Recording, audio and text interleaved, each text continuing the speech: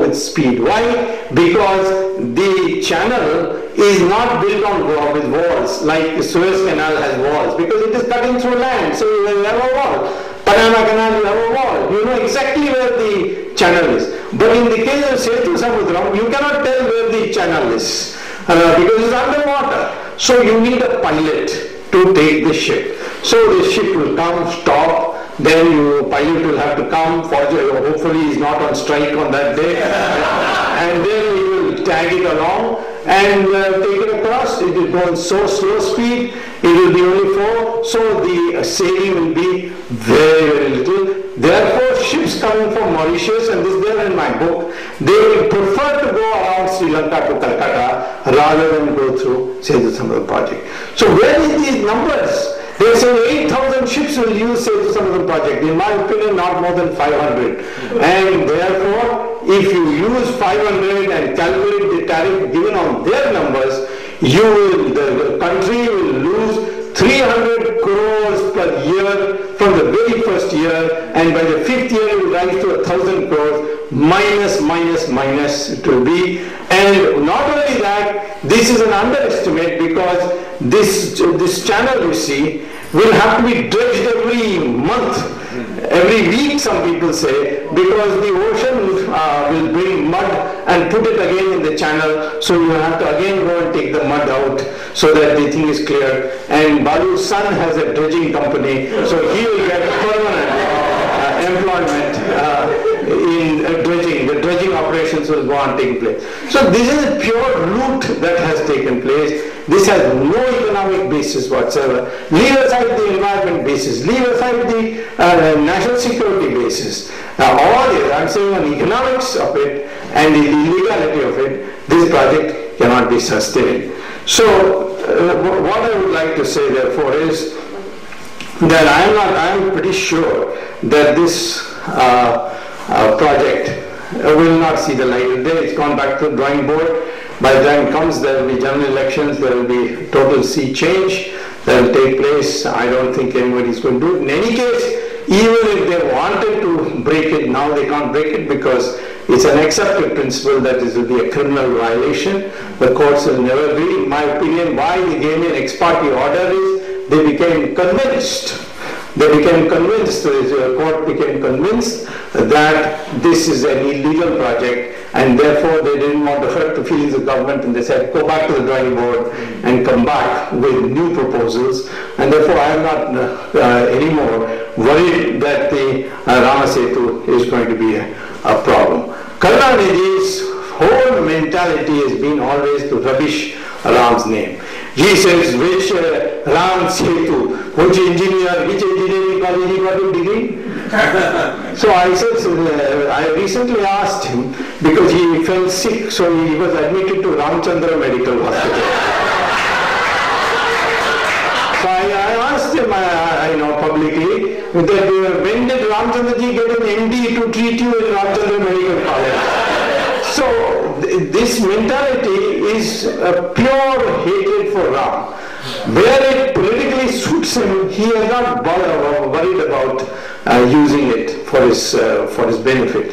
For example, there is bullfighting that goes on in my home district called Madurai, which is called Jallikattu. Every season, just before harvesting or just after harvesting, they allow bulls to run in the lanes of the crowded lanes of the city, and then, or rather in the suburban part of the city, and therefore when people chase it, they irritate the bulls, and the bulls sometimes gore people, kill people also. So the government of India's Animal Welfare Board, they came to before the Supreme Court and said this is all cruelty to animals.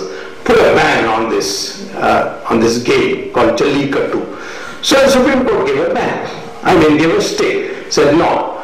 Karunanidhi's government, Tamil Nadu government, went back to the court and said, please review your own order, because this is a matter which involves the religion of the people, and if you ban it, people will think the gods have cursed them, and there will be public disorder, and the government must understand that where religion is involved, development is not so important. This is application they have filed with 2 days before my case was to be heard. And I stood in court and said, what to? They are talking from both sides of their mouths. They cannot take one stand there and one stand here. Similarly, seeing that public has started coming in a big way now. Everybody knows Rama Setu, so people are going to Rameshwaram are now going to Dhanushkodi and going to Rama Setu and so on. So much so that even Sri Lanka thinks, Mama, we can also earn a lot of tourist revenue. They have announced 34 sites connected to Ramachandra and Ramayana. One side they have said, this is where Sita had her bath. This is where Raman was killed. This is where Hanuman dropped the mountain containing Sanjeevani. They have identified 34 spots, and I have given you those things in my book, you can see it. And they are also promoting tourism through this. And I also found, to my surprise, one day I was recently going by train to Dehradun, and they have on our trains, they have, pictures of various parts of India. And there was one which I found, which is there in my book also, and it's this, which I saw hung on the side on the train in the inside compartment of a train. And what does it show? It shows Ramachandraji and Lakshman standing together, and all these vanaras carrying boulders on their head and putting it.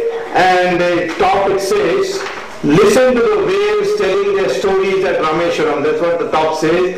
And here it says, the waters here still carry the blessings of Lord Rama's lotus feet. What poetic language.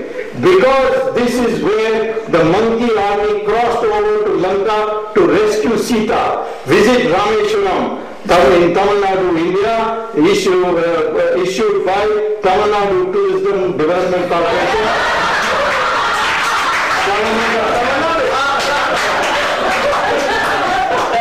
I read this out also in the court. I said, this is the Tamil Nadu government. They are playing on both sides of the street. And to earn a little money, they can do anything, I said. And therefore, the court also took notice of it and told the Tamil Nadu Council that since when have you started observing Rama's lotus feet?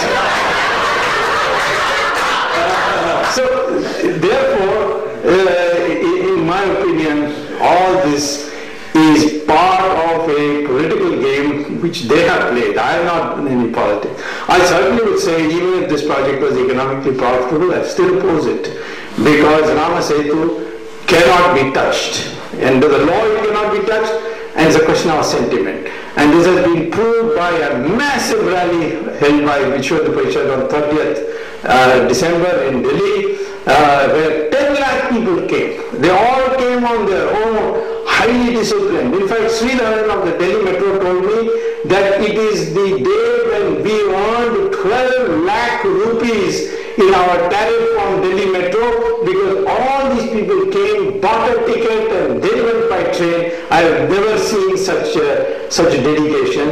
So this is something they will demonstrate. So the question now is, why is this happening? We have to understand this.